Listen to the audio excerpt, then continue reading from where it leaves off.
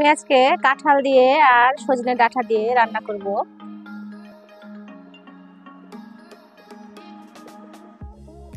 তরকারিটা এইভাবে রান্না করলে অনেক সুস্বাদু হয় খেতে। আপনারা একবার ট্রাই করে দেখতে পারেন। হ্যালো ভিউয়ার্স, আসসালামু আলাইকুম।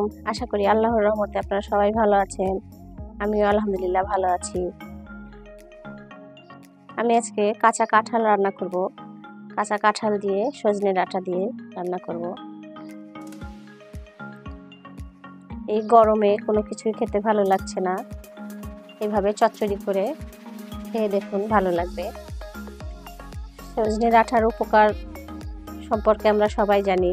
সজনে ডাঁটা গরমের দিনে শরীরের জন্য খুব উপকার। রান্না করার জন্য আমি কাঁঠালগুলো ধুয়ে পরিষ্কার করে নিয়েছি। ভেতরে যে শাঁস থাকে একটা, সেটাও ফেলে দিয়েছি। এখন আমি এগুলোকে রান্না করে নিব। কাঁঠাল চচ্চড়ি করার জন্য আমি এখানে একটি কড়াই বসিয়ে দিয়েছি। কড়াইতে তেল গরম করতে দিয়েছি। আমি এখানে পেঁয়াজ ভেজে নিব। কিছু পেঁয়াজ কুচি দিয়ে দিয়েছি। দিয়ে আমি পেঁয়াজগুলোকে একটু ভেজে নেব।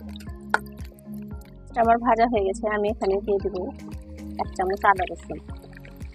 দিয়ে আমি একটু পানি দিয়ে মশলাটাকে ভালোভাবে কষিয়ে নেব। দিয়ে দিব হলুদের গুঁড়ো, মরিচের গুঁড়ো, জিরা ও ধনার গুঁড়ো, স্বাদ মতো লবণ দিয়ে আমি মশলাটাকে ভালোভাবে কষিয়ে নেব। আমি তরকারিটা অল্প মশলায় রান্না করব। মশলাটা আমার কষানো হয়ে গেছে। আমি এখানে তরকারিটা দিয়ে দিব। তরকারিটা আমি খুব ভালোভাবে কষিয়ে নেব।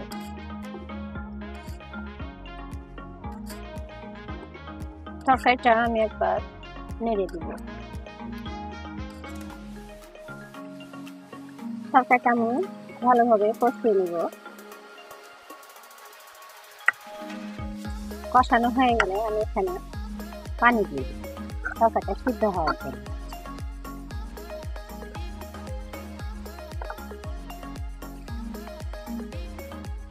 পানি দিয়ে তরকারিটাকে আমি ঢেকে দিই। তরকারিটা একবার আমি উল্টে পাল্টে নেড়ে দিব।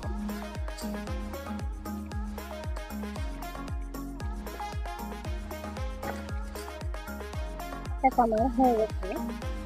আমি এখন তরকারিটাকে নামিয়ে নেব।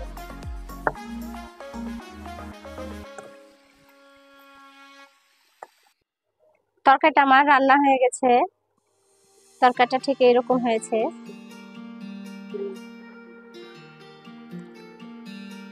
আমার রান্নার ভিডিওটা ভালো লাগলে একটা সাবস্ক্রাইব করে দিবেন, একটা লাইক দিয়ে আমার পাশে থাকবেন। সুস্থ থাকবেন, ভালো থাকবেন। আল্লাহ হাফেজ।